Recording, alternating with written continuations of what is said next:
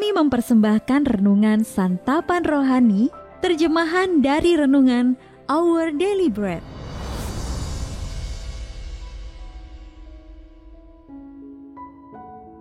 Untuk menerima notifikasi video baru kami, silakan tekan tombol subscribe dan tanda lonceng di bawah ini.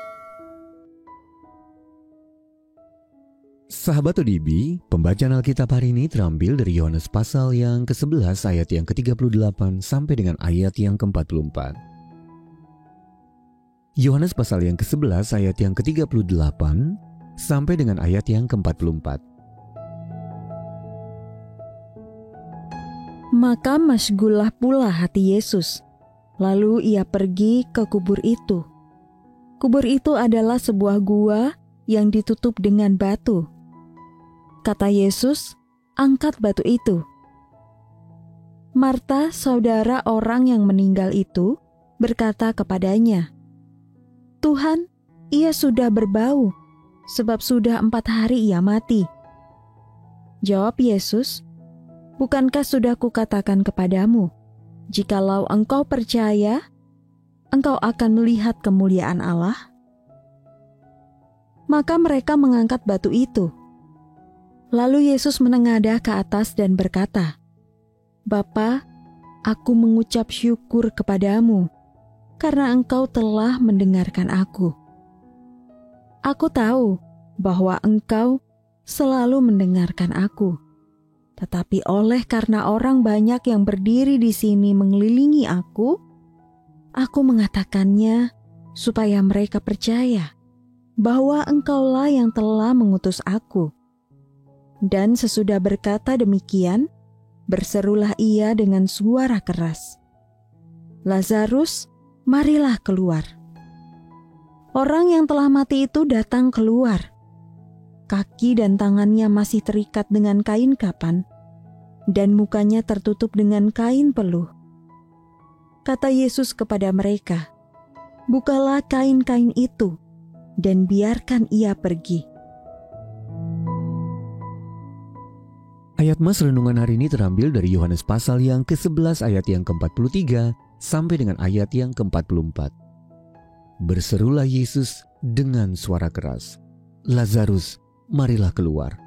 Orang yang telah mati itu datang keluar.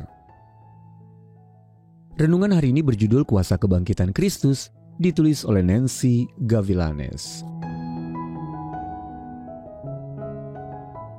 Sahabat ODB, pada bulan Januari 2023, para penggemar sepak bola di Amerika dan penonton televisi tertegun ketika melihat Damar Hamlin dari tim Buffalo Bills jatuh pingsan di atas lapangan setelah melakukan tackle yang sudah biasa dilakukannya. Pemain berusia 24 tahun itu mengalami serangan jantung mendadak. Namun jantungnya yang sempat berhenti berdetak akhirnya berhasil dipulihkan oleh tenaga medis yang masuk ke dalam lapangan. Yang luar biasa, 3 bulan setelahnya, Hamlin yang sempat mati suri dan dibangkitkan di atas lapangan diperbolehkan untuk kembali bermain sepak bola. Hamlin mengungkapkan rasa syukur kepada Allah dan tim medis yang telah menyelamatkan hidupnya. Ia pun berniat untuk terus menjadi sumber inspirasi bagi banyak orang. Di Alkitab dalam Yohanes pasal yang ke-11, Lazarus juga mengalami pemulihan yang ajaib. Sewaktu Yesus tiba di Betania, Lazarus sudah meninggal selama 4 hari.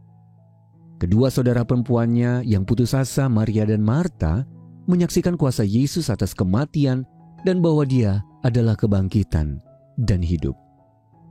Berserulah Yesus dengan suara keras, "Lazarus, marilah keluar."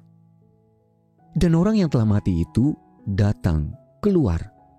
Kaki dan tangannya masih terikat dengan kain kafan dan mukanya tertutup dengan kain peluh. Sahabat ODB, kita juga adalah contoh dari kuasa kebangkitan Kristus. Kita dulu mati di dalam dosa, tetapi sekarang kita hidup di dalam Kristus. Roma pasal yang ke-6 ayat yang pertama sampai dengan ayat yang ke-11. Dan sebagai orang percaya, Roh yang pernah membangkitkan Yesus dari antara orang mati juga hidup di dalam kita. Maka biarlah ini menjadi pengharapan kita. Meski kita semua akan mengalami kematian jasmani, itu bukanlah akhir kisah kita. Karena kita telah dijanjikan kehidupan bersama Yesus untuk selamanya.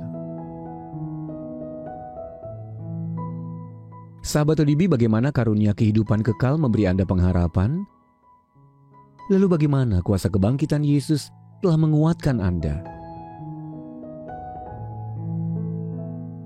Mari kita berdoa. Tuhan Yesus, terima kasih untuk kuasa kebangkitan-Mu. Di dalam nama Tuhan Yesus kami menaikkan syukur. Amin. Mari mendukung pelayanan ini agar kami dapat menjangkau banyak jiwa dengan firman Tuhan yang sanggup mengubahkan hidup. Silakan scan kris yang tertera di layar untuk memberikan persembahan kasih. Tuhan Yesus memberkati.